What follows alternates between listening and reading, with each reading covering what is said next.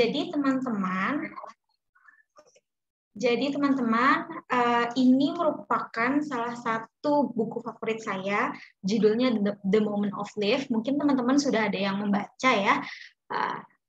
Seperti yang kita tahu, Melinda Gates ini adalah seorang ilmuwan, filantropis, kemudian apalagi ibu rumah tangga, dan lain sebagainya. Besar di Dallas, Texas, dalam keluarga Katolik dengan 4 anak, ini typo, seorang ibu rumah tangga dan seorang ayah dengan profesi sebagai ahli teknik ruang angkasa yang menangani program Apollo. Jadi sebelum kita mengenal lebih jauh di buku ini, saya akan menunjukkan dulu ya dari background dari Melinda Gates ini. Jadi Melinda Gates ini selain dari istrinya Bill Gates gitu ya, yang terkenal kan, oh Melinda tuh istrinya Bill Gates gitu, tapi sebenarnya jauh dari identitas sebagai seorang istri Bill Gates. Melinda ini ternyata merupakan orang yang selain dengan privilege yang banyak, beliau juga merupakan partner bisnis juga gitu dari Bill Gates itu sendiri. Dari keluarganya, bagian keluarganya, ayahnya sendiri itu merupakan ahli teknik ruang angkasa yang menangani program Apollo. Jadi bisa dibayangkan ya teman-teman, untuk di tahun sekitar tahun 50-an gitu ya, beliau sudah mendapatkan akses teknologi gitu. Terus kemudian dia juga dia dan suaminya itu berkeliling dunia selama lebih dari 20 tahun untuk kepentingan Yayasan Bill and Melinda Gates, itu yayasan filantropi terbesar di dunia, kayak gitu ya. Dia menempuh studi S1 di jurusan ilmu komputer juga di University of Duke, dan S2-nya di jurusan bisnis kalau tidak salah. Kemudian dia magang di IBM, dan yang akhirnya magang di IBM, yang kemudian dia lebih memilih untuk bekerja di Microsoft. Nah, di situ baru ketemu dengan Bill Gates yang adalah sekarang mantan suaminya ya, bukan suaminya lagi. Oke. Nah, dari buku ini sebenarnya banyak sekali hal-hal favorit yang saya garis bawahi, tapi mungkin nanti kita akan lanjutkan di diskusi untuk lebih panjangnya. Jadi ada banyak sekali subbab yang keren-keren, dan semuanya itu berangkat dari pengalamannya. Bahkan ada juga yang dari Indonesia gitu, perempuan di Indonesia. Yang pertama, mengangkasanya sebuah ide hebat gitu. Ideku yang sangat terlewatkan, yaitu berinvestasi pada perempuan. Melinda merasa bahwa ide dia tuh kayak terlambat gitu untuk melakukan sebuah kegiatan yang bermanfaat, yang berfokus pada pengembangan dan pemberdayaan pada perempuan. Dia bilang bahwa jika kau ingin mengangkat harkat manusia, berdayakan perempuan. Inilah investasi yang paling komprehensif, menyeluruh, dan sangat menguntungkan yang dapat kau lakukan pada manusia. Nah, Melinda ini ketika berkeliling selama 20 tahun ke benua Afrika, Asia Tenggara, kemudian lagi Amerika yang pedalaman gitu, kalau di kita sebutnya daerah 3T-nya lah, itu menemukan bahwa ternyata banyak sekali hal-hal yang menyangkut kemandekan pemberdayaan perempuan ini dari kemiskinan kronis gitu. Apa sih kemiskinan kronis ini gitu? Kemiskinan kronis ini sebenarnya artinya itu gak jauh-jauh dari nggak peduli seberapa keras kalian bekerja, kalian tetap terjebak di dalamnya. Kalian tidak bisa melepaskan diri. Itu terdengar familiar ya? Apa kalau bahasa sekarang? Sandwich generation. Oh enggak. Kalau ini kemiskinan kronis ya. Ya beda tipis lah sama sandwich generation gitu. Oke. Nah, kemudian memberdayakan para ibu, kesehatan ibu dan bayi baru lahir. Melinda sangat menekankan di yayasan ini bagaimana caranya yayasan ini itu berfokus untuk meningkatkan taraf hidup yang baik bagi perempuan. Kenapa perempuan? Karena ketika perempuan yang berdaya, maka keluarganya berdaya. Itu. Saat ini hampir 750 juta orang hidup dalam kemiskinan kronis. Hal ini menyebabkan banyak sekali perempuan yang sulit mendapatkan akses kesehatan. Ketika perempuan sulit mendapatkan akses kesehatan, gimana akses kesehatan itu bukan cuma soal obat ya, tapi soal bagaimana dia mengakses tentang pengetahuan tentang kontrasepsi. Dimana kalau perempuan itu tidak tahu tentang kontrasepsi, otomatis dia akan sering hamil dan melahirkan gitu. Dimana kalau sering melahirkan maka akan semakin tinggi beban hidup keluarga kayak gitu. Kita akan bahas di berikutnya ya. Faktor paling umum dalam kematian ibu dan bayi adalah kurangnya tenaga ahli.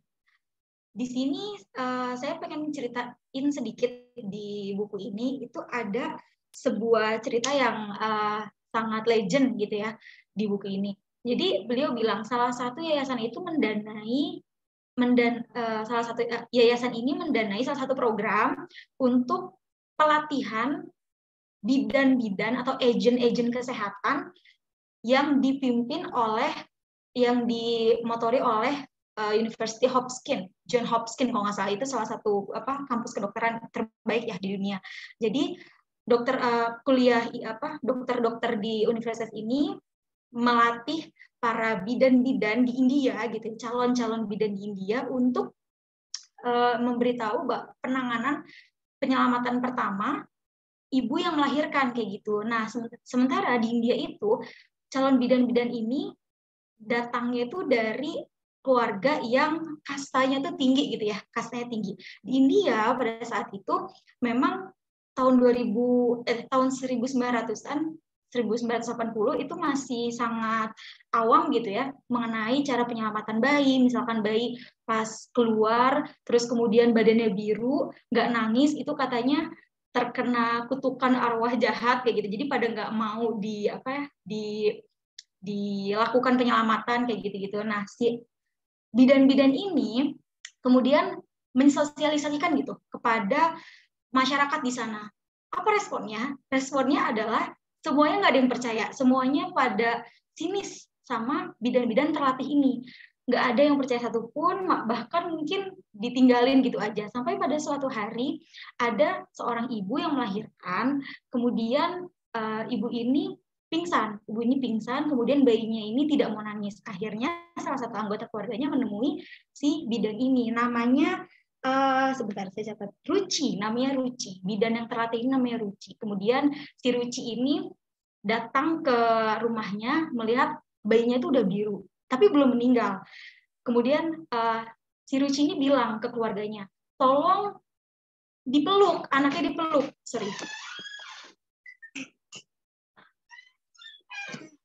anaknya ini dipeluk gitu, anaknya dipeluk karena salah satu teknik untuk penyelamatan bayi itu adalah teknik skin to skin. Jadi si bayinya ini dipeluk ke ibunya dan itu adalah salah satu pencegahan hipotemia pada bayi kayak gitu kan. Terus apa tanggapan dari keluarganya? Jangan gitu, jangan, karena itu bayinya ini ada roh jahat gitu. Itu ada roh jahat. Sementara si Ruci sendiri takut untuk memeluknya karena Ruci ini kan berasal dari kasta atas di India, di mana kalau deket-deket ada stigma deket-deket ke orang yang ditolongnya ini, di mana kasta terbawah di India, itu akan menurunkan derajat si Ruci. Dan akhirnya nekatlah si Ruci, dipeluklah bayi itu, diselimuti dengan sarinya. Kalau sari itu kayak selendang gitu di India. Kemudian akhirnya nggak lama suhu tubuh si bayi itu meningkat dan akhirnya selamat. Dari situ ibunya bangun dan diceritakan kejadiannya kenapa akhirnya bayinya itu selamat dan akhirnya nangis dengan kencang sekali. Itu cerita itu menyebar dengan begitu luasnya di India yang akhirnya menurunkan angka bayi yang cukup signifikan di provinsi India itu seluar biasanya itu sebuah pelatihan pendidikan terhadap perempuan di India pada saat itu. Oke, lanjut. Dalam semalam para perempuan yang tadinya berkata kami tidak yakin akan tindakan ini menjadi aku ingin berbuat begitu untuk bayiku, kayak gitu. Padahal cara-caranya itu sangat sederhana tapi sangat awam sekali di masyarakat India pada saat itu. Nggak cuma di India ternyata, di Afrika pun juga sama seperti itu. Kemudian segalanya yang terbaik, perencanaan keluarga. Bila perempuan dapat menjadwalkan dan mengatur jarak kelahiran, angka kematian ibu menurun, angka kematian bayi dan anak turun. Ibu dan bayi lebih sehat, orang tua memiliki lebih banyak waktu dan energi untuk merawat setiap anak. Keluarga dapat mengerahkan lebih banyak sumber daya pada nutrisi dan pendidikan setiap anak. Itulah langkah penting yang paling berdampak sekaligus paling diabaikan. Nah, kita udah tahu ya, di sini saya yakinlah pada udah paham gitu perencanaan keluarga, bagaimana perempuan, bukan perempuan, calon ibu dan bapak itu merencanakan kehamilan. Nah, ini yang sebenarnya tidak ditemukan di negara-negara berkembang yang daerah-daerah tertinggal gitu. Jadi akses terhadap kontrasepsi. Di buku ini sangat menekankan akses terhadap kontrasepsi karena sampai sekarang pun masih banyak gitu ya stigma terhadap kontrasepsi itu sendiri gitu. Kemudian membuka mata mereka para gadis di sekolah. Sekolah menurunkan tingkat seks pranikah, mengurangi kemungkinan pernikahan dini, menunda kelahiran, dan membantu para ibu merencanakan jumlah anak serta waktu kehamilannya. Nah, dari data banyak sekali di buku ini memberikan data begitu ya. Setengah dari naiknya tingkat kebertahanan anak selama 2 dekade terakhir dapat dihubungkan dengan meningkatnya jumlah para ibu yang bersekolah. Para ibu yang bersekolah berpeluang lebih dari 2 kali lipat untuk menyekolahkan anak-anak mereka juga. Kemudian di buku ini juga banyak sekali dijelaskan data-data mengenai per negara gitu ya, tingkat bagaimana setiap negara ini gap-nya itu ternyata walaupun ada yang tinggi, ada yang rendah, cuma gap-nya itu tipis-tipis. Jadi sebenarnya secara global datanya tuh rata gitu ya, permasalahan tentang perempuan ini. Kemudian ketimpangan kerja tanpa dibayar. Nah, rata-rata para perempuan di seluruh dunia menghabiskan waktu mereka 2 kali lipat lebih banyak daripada laki-laki untuk melakukan pekerjaan yang tidak dibayar. Tetapi rentang perbedaannya sungguh lebar. Kita lihat. Di India, para perempuan yang menghabiskan 6 jam sehari melakukan pekerjaan tanpa dibayar, sementara laki-laki kurang dari 1 jam. Di USA, rata-rata perempuan menghabiskan lebih dari 4 jam melakukan kerja tanpa dibayar, sementara laki-laki 2,5 jam. Di Norwegia, 3,5 jam, sementara laki-laki 3 jam. Nah, secara rata-rata, para perempuan menjalani 7 tahun lebih banyak untuk bekerja tanpa dibayar daripada laki-laki seumur hidup mereka. Contohnya seperti apa? Melakukan pekerjaan domestik dalam hal ini. Pekerjaan domestik, perkara pekerjaan domestik itu selalu menjadi isu yang sampai sekarang diangkat gitu ya. Sebenarnya gampang sebenarnya kalau dilakuin bareng-bareng. Kalau enggak, ya itu ya hitungannya jadinya ya itu pekerjaan-pekerjaan yang tanpa dibayar, sementara porsi dari bekerja itu sendiri sama gitu. Kemudian ketika perempuan tak punya suara dalam bab pernikahan di bawah umur. Ketika sebuah keluarga dapat menerima uang karena menikahkan anak perempuan mereka, berkuranglah satu mulut yang perlu diberi makan dan lebih banyak uang untuk membantu yang lain. Ini adalah sebuah pemikiran yang klasik ya, permasalahan yang klasik, baik nggak usah jauh-jauh di luar, di Indonesia pun banyak. Sampai sekarang pun di Jabodetabek pun saya masih menemukan gitu, pemikiran seorang kepala keluarga atau keluarga yang masih patriarki dalam tanda kutip, itu mikirnya kayak gini gitu. Ketika anak perempuan sudah dewasa, bukan belum dewasa, bahkan masih remaja, ya kalau udah ada jodohnya mah mendingan dinikahin. Karena apa? Ya berkuranglah satu mulut untuk diberi makan gitu ya. Itu yang ironis sebenarnya. Padahal yang harus dilakukan itu bukan dinikahin, tapi diberi akses kepada pendidikan biar bisa nyari duit sendiri. Itu sebenarnya harusnya. Kemudian yang terakhir, memandang bias gender perempuan dalam pertanian. Ternyata, suatu kajian lapangan pada tahun 2011 yang dilakukan Organisasi Pangan dan Pertanian PBB menunjukkan bahwa para petani perempuan di negara-negara berkembang menghasilkan 20-30% lebih rendah daripada laki-laki meskipun keahlian bertani mereka sama. Maksudnya bagaimana teman-teman?